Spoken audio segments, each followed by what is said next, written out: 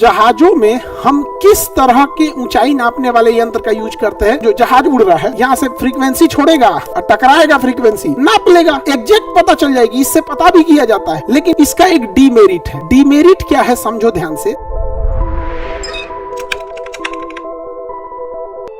देखो, एनराइड बैरोमीटर से हम ऊंचाई नापते हैं। क्या नापते हैं? ऊंचाई। ऊंचाई इस कारण इसे अल्टीमीटर भी कहा जाता है। अल्टीमीटर मतलब एल्टीट्यूड। एल्टीट्यूड का मतलब होता है ऊंचाई, तो एल्टीट्यूड का मतलब ऊंचाई, नापने वाला मीटर एल्टीमीटर।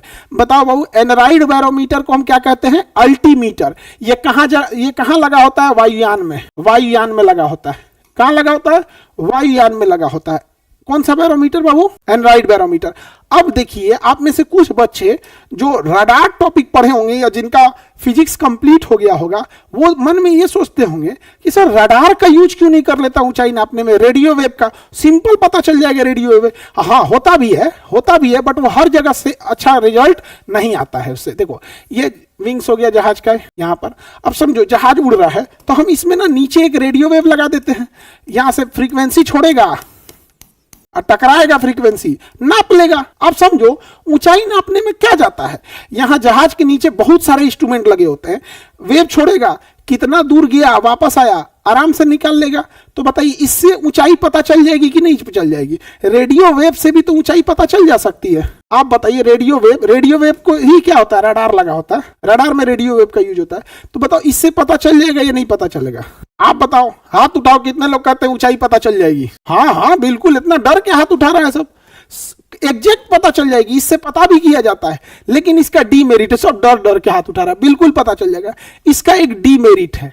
डीमेरिट क्या है समझो ध्यान से। अगर जमीन समतल है, जैसे यूपी की जमीन, बिहार की जमीन, हरियाणा की जमीन एकदम समतल है, तब तो ठीक होगा। लेकिन आप बताओ, अगर यहां पहाड़ आ जाए, यहां पहाड़, ऐसे पहाड़, तो पायलट पगला जाएगा।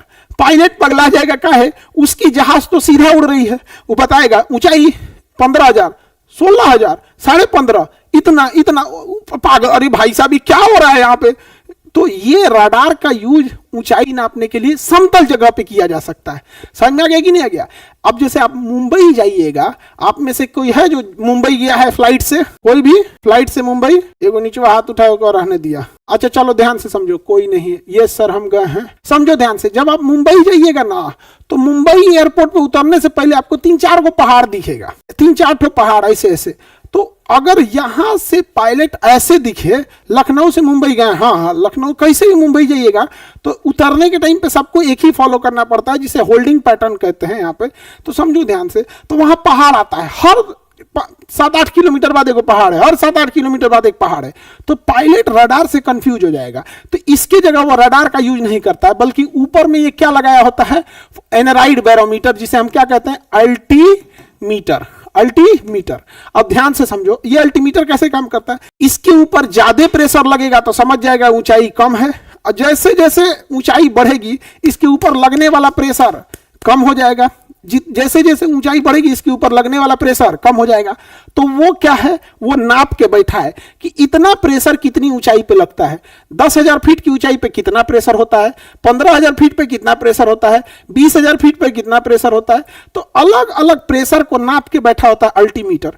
तो बताओ, जहाजों में हम किस तरह के ऊंचाई नापने वाले यंत्र का यूज करते हैं? अल्टीमीटर के लिए जहाजों में हम किसका यूज करते हैं? हम अल्टीमीटर के लिए किसका यूज करते हैं? एनराइड बैरोमीटर का। किस बैरोमीटर का?